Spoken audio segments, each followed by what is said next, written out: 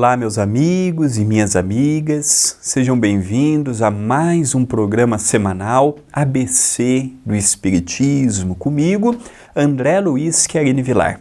Gratidão à TV Mundo Maior e à TV A Caminho da Luz pela oportunidade que estão me dando. Cumprimento carinhosamente a todos que estudam comigo, ora o Evangelho segundo o Espiritismo, ora o Livro dos Espíritos.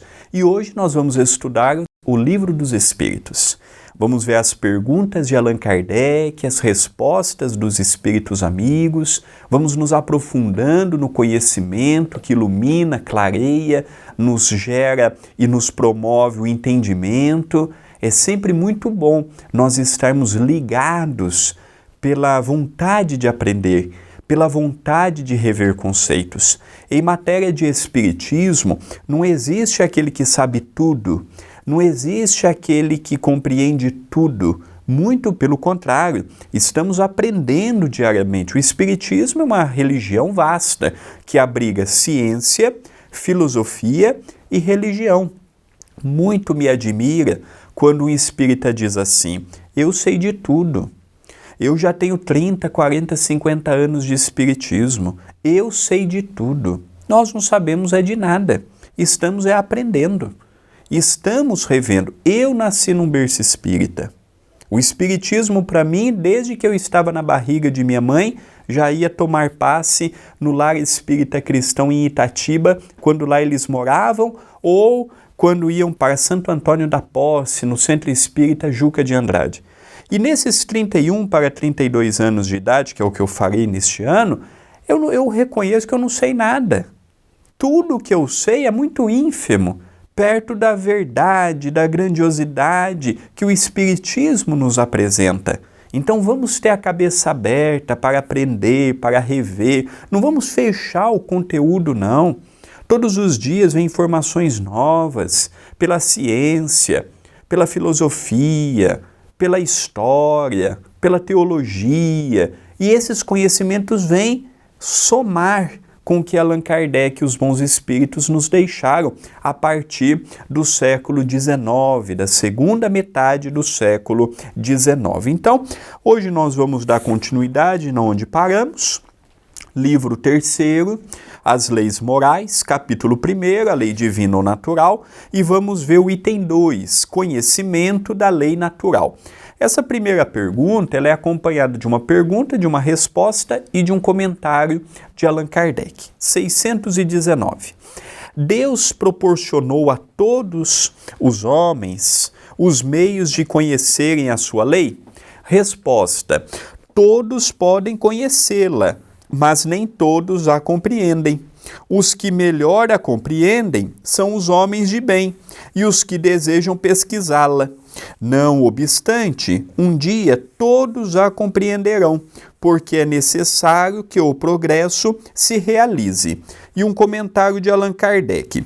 A justiça da multiplicidade de encarnações do homem decorre deste princípio, pois a cada nova existência, sua inteligência se torna mais desenvolvida e ele compreende melhor o que é o bem e o que é o mal. Se tudo tivesse de se realizar numa só existência, qual seria a sorte de tantos milhões de seres que morrem diariamente no embrutecimento da selvageria ou nas trevas da ignorância, sem que deles dependa o próprio esclarecimento? As encarnações que vamos tendo à volta ao corpo físico vai nos dando a possibilidade de despertarmos o senso de moralidade. Então, o senso de certo e de errado, ele está sujeito ao progresso também. E aí Kardec evoca novamente aquela ideia ilusória de que nós só temos uma única vida. Então, como é que fica aquele que vem, desencarna em tenra idade, ou aquele que vem e passa a vida toda no campo da maldade? Qual que é o escrutínio para um Hitler de um lado, como tivemos na Alemanha, um Mussolini, como tivemos na Itália, e um Chico Xavier, um Nelson Mandela, um Mahatma Gandhi, uma Irmã Dulce do outro lado? Se é uma única existência, como é que pode ter uns que vieram, igual Hitler, que mandou para os campos de concentrações milhões e milhões de judeus, e do outro lado nós temos um Chico que ajudou ao longo de 92 anos todos que estavam ao seu lado? Qual que é a raiz que modifica um que vem com a natureza má e outro que vem? Se eu só tenho uma única existência, da onde que vem aquele que é promíscuo e já nasce com desvios de toda a sorte moral, desvio para a sexualidade, desvio para as drogas, desvios disso e daquilo, sendo que às vezes os pais não têm desvio nenhum? Porque ainda se o pai tem e a mãe, podem falar assim, ah, mas é o pai e a mãe. Nós já sabemos, a própria ciência já prova isso, que o que o pai e a mãe nos passa é a hereditariedade. O caráter não é transmitido pela genética. Eu não tenho o caráter do meu pai por ser filho dele, nem da minha mãe. Eu sou eu, eles são eles. Eles me deram a educação e me deram o dom da vida, segundo Deus permitiu. Agora, eu sou o meu desenvolvimento, do passado e do presente. Então aqui ele nos fala, qual que é o tronco que divide aquele que vem com uma raiva igual Hitler tinha, segundo os biógrafos dele, dos judeus, por exemplo, ao ponto de fazer tudo o que ele fez nos campos de concentração. E da onde que veio tamanha amorosidade como do Chico para não medir esforços em levar consolo a uma mãe que perdia um filho, a uma família que não tinha comida, a uma família que não tinha roupa? Da onde que vem essa aptidão? Já que o pai do Chico era um vendedor de bilhetes, muito ignorante da matéria e do espírito. A mãezinha do Chico era uma lavadeira, filha de escravos, desencarnou quando o Chico tinha 5 anos de idade. E o Chico dos 5 aos 7 foi morar com a sua madrinha, que colocava garfo na sua barriga. Sabe garfo? Esses que a gente almoça. Imagina ele fincado na sua barriga. 1, 2, 3. E se ele tirasse, no outro dia era pior. Quem é os mais antigos que estão me acompanhando vão lembrar da época da vara de marmelo. Às vezes o Chico apanhava 2, 3 vezes por dia. 2, 3 vezes por dia. Ficava sem comer. Então, segundo a psicologia, era para o Chico ser uma pessoa revoltada. Porque apanhava, ficava sem comer, desnutrido, mirrado, sem afeto de mãe e de pai. Ué, não é o que a psicologia fala? O Chico viveu durante 2 anos no meio tóxico. Era para ter tido os conflitos mais variados, mas não, já trazia consigo o homem bom. Então nós percebemos que é a reencarnação que vai forjando em nós esta compreensão do certo e do errado. E que o certo e o errado não é impositivo. O que para mim é certo é um certo relativo. O que para mim é errado é um errado relativo. Está sujeito à transformação. Questão 620. A alma, antes de sua união com o corpo, compreende melhor a lei de Deus do que após a encarnação? Resposta. Ela a compreende, segundo o grau de perfeição a que tenha chegado, e conserva sua lembrança intuitiva após a união com o corpo. Mas os maus instintos do homem frequentemente fazem que ela a esqueça. Então, tudo depende do grau evolutivo do reencarnante. Se é um espírito esclarecido, um espírito que trabalha pelo coletivo, um espírito que visa o bem de todos, um espírito que procura ser solidário, fraterno, já traz isso consigo, ele vê a lei divina de uma forma. Se é aquele espírito terra-terra, brejeiro, que nunca despertou amor, amorosidade, respeito, é sempre difícil isso e aquilo, ele vai ver de outra forma.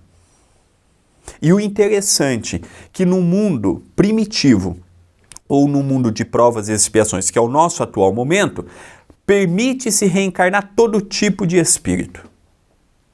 Por isso que nesse programa eu dei muito exemplo do Hitler e de Chico Xavier. Olha a disparidade de um e olha a disparidade do outro. Quando chegarmos no mundo de regeneração, a balança se inverte. Aí já não tem mais espaço para esta disparidade moral que nós vemos hoje. Aí vão ficar somente aqueles que minimamente já despertaram os sentimentos. Não digo nem as virtudes, porque é milênios a fio para despertarmos as virtudes no seu grau máximo, no seu apogeu. Mas não teremos mais espaço para pessoas belicosas, guerrilheiras. No mundo de regeneração já não vai haver mais um conflito entre Rússia e Ucrânia. No mundo de regeneração, já não há mais espaço para invadirmos um outro país e gerarmos tudo que nós vemos que uma guerra gera e fomenta. Não haverá espaço moral para esse tipo de comportamento.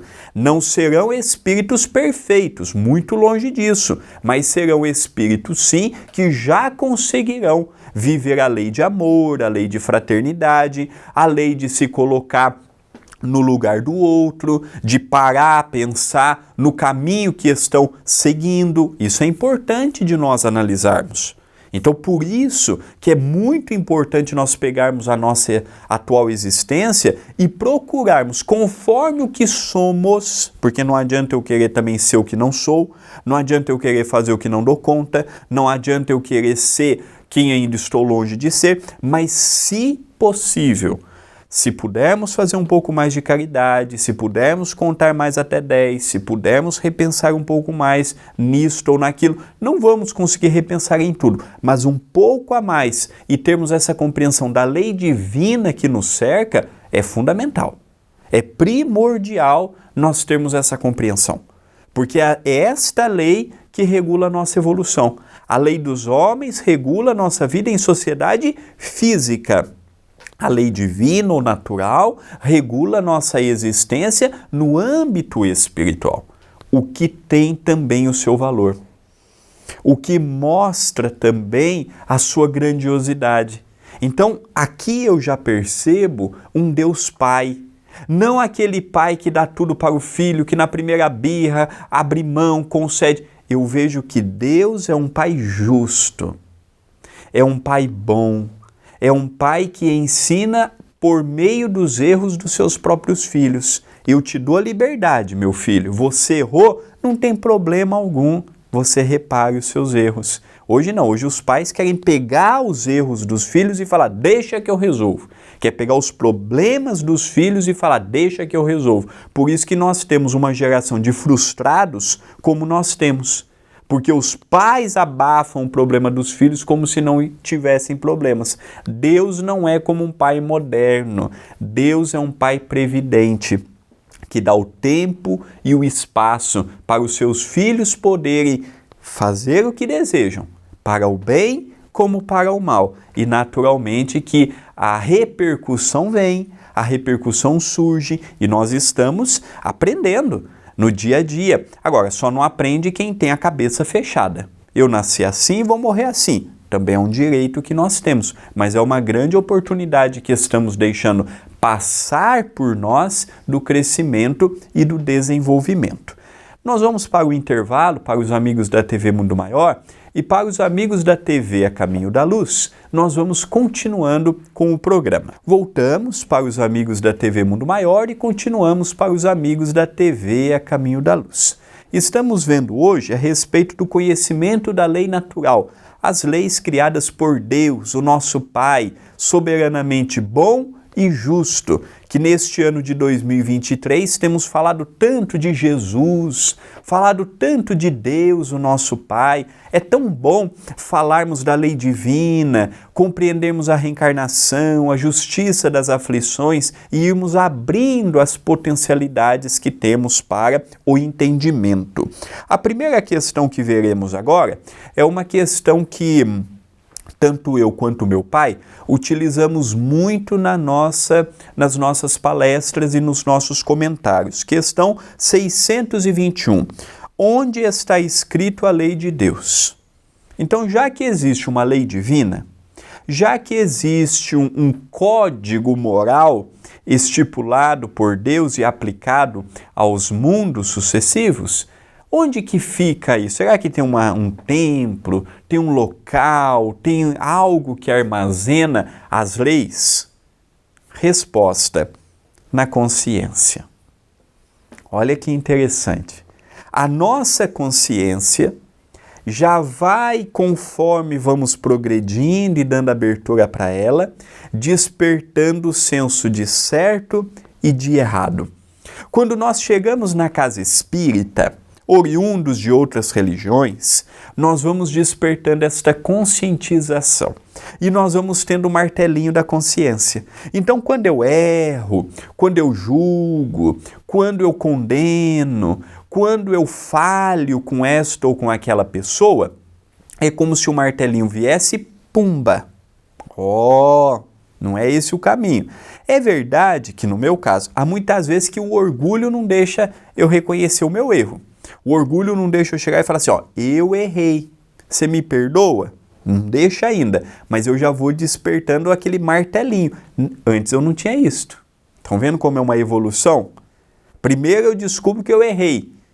Aí eu vou tentar fazer a sua reparação. Isso é importante de nós vermos. Aquele martelinho da consciência, aquele martelinho do arrependimento, aquele martelinho de procurarmos recompor com esse ou com aquele. Então, o que a espiritualidade nos mostra? Que dentro de nós temos as leis divinas. E conforme vamos reencarnando, desencarnando, reencarnando, desencarnando, abrindo as nossas possibilidades para o novo, para o belo, para o entendimento, para esta compreensão, facilita. Vai despertando. André, eu preciso ser espírita para entender e compreender a lei divina? Não. As religiões, de modo geral, já falam do amor, já falam da bondade, já nos convida a nos colocar no lugar do próximo. A base nós temos. Não difere. O que difere é compreendermos a reencarnação, a mediunidade, a pluralidade dos mundos habitados. Isso que difere. Mas a base do homem de bem, que é o homem solidário, virtuoso, resignado, esse todos nós, independente da religião, temos esta informação. Então nós vamos despertando.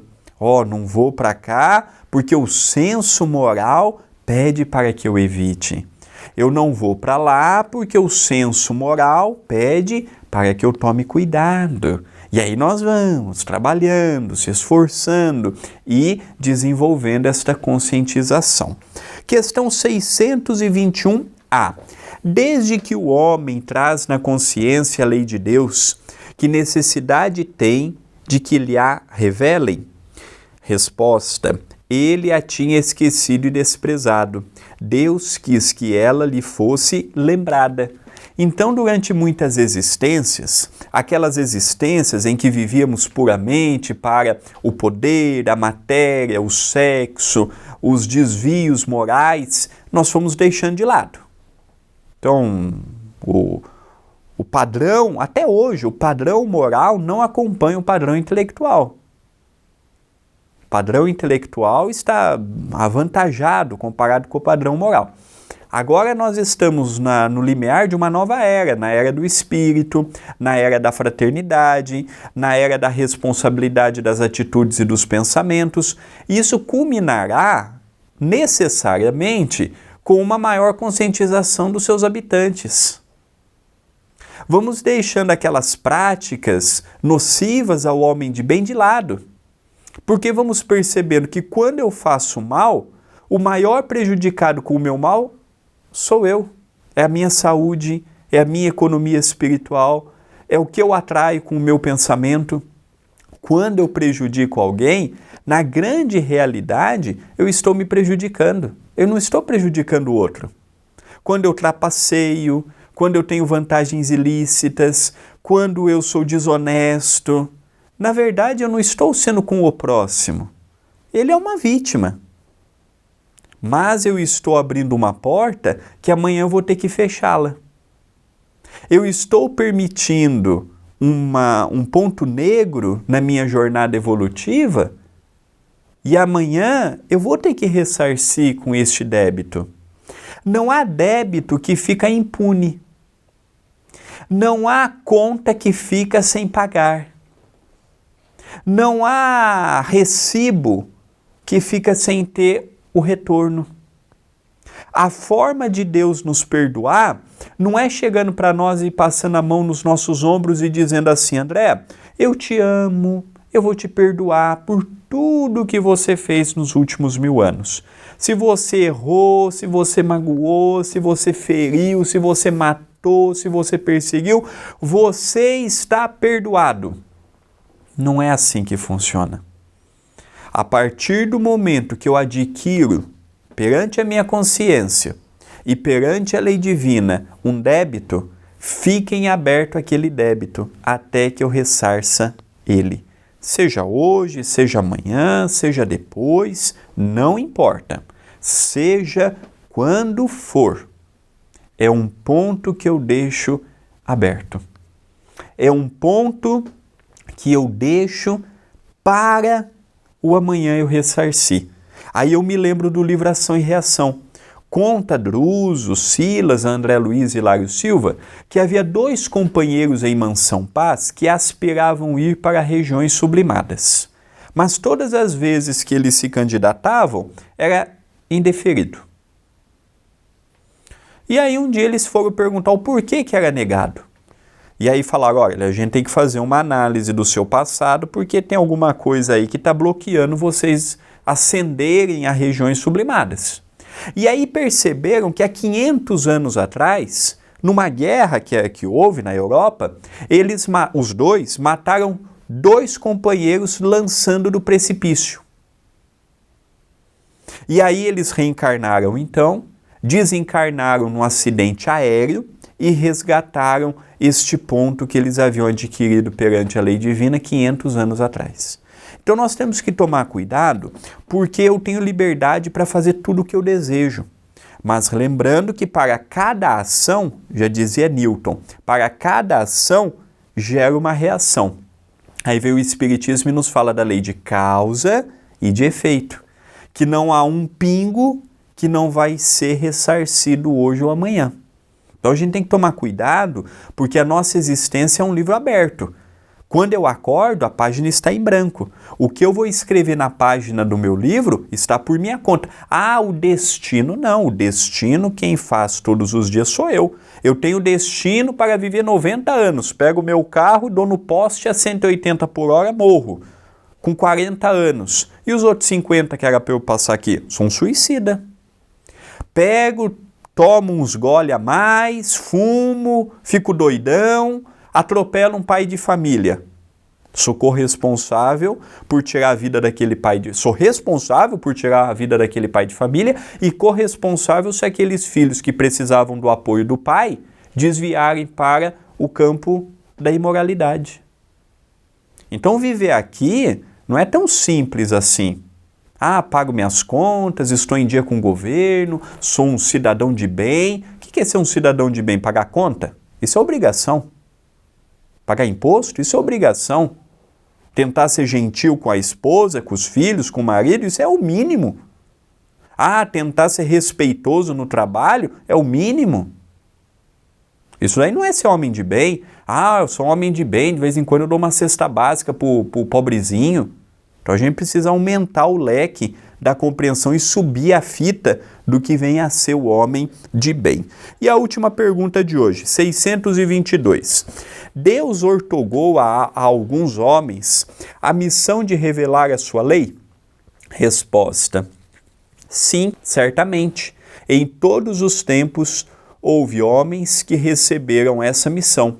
São espíritos superiores, encarnados, com o fim de fazer progredir a humanidade. Então, graças ao bom Deus, a sua generosidade, a sua amorosidade, ele permite que tenhamos homens e mulheres em todas as épocas da humanidade para vir ao nosso encontro como balizas morais, como balizas e referenciais para despertar em nós esta lei divina, que possuímos já na nossa própria consciência, como vimos na questão 621. Então Chico Xavier dizia para os amigos próximos que nós não ficamos um século sem ter pelo menos um representante da espiritualidade superior ligada ao coração de Jesus no nosso meio. Então isso é fascinante, porque nós vamos percebendo que de quando em quando reencarna. Eu não tenho dúvidas de que Chico Xavier foi um desses representantes que veio ao nosso encontro, pegou a sua vida toda. O Chico, entre a sua vida e as suas obras, são mais de 300 livros que falam dele. É a segunda personalidade mais biografada do mundo, num país de terceiro mundo como é o Brasil. Só perde para o número de biografias que tem Jesus Cristo. O maior brasileiro de todos os tempos, o mineiro do século, o diferenciador quando nós falamos de bondade e de cristianismo dentro das terras brasileiras. Nós vemos que ele foi um legítimo despertador para as consciências que estavam ao seu lado e para as consciências futuras, como é o nosso caso, da lei divina. Agora, se eu, só por estar do lado do Chico eu já despertei a lei divina, só por eu estar do lado de um desses representantes que a espiritualidade falou que vem de quando em quando, eu já despertei a lei divina? Não. Quantos que não passaram do lado do Chico, estavam do lado do Chico e continuaram sendo as mesmas pessoas que sempre foram? Então não basta estar apenas do lado de um referencial, precisamos seguir os seus exemplos. Queridos amigos, queridas amigas, estamos encerrando o estudo do Livro dos Espíritos, dentro do programa ABC do Espiritismo. Eu agradeço a TV A Caminho da Luz e a TV Mundo Maior e a você que me acompanha pela oportunidade que estão me dando. Bem como agradeço também ao Dr. Adroaldo Modesto Gil, benfeitor do CEPAC, sempre está conosco no estúdio de gravação, em que vai nos intuindo, nos dando força para enfrentarmos também o caminho pedregoso que nos chega, e eu espero que esta mesma paz que estou sentindo chegue a todos. Que a nossa semana seja de ventura, seja de alegria e até o nosso próximo encontro.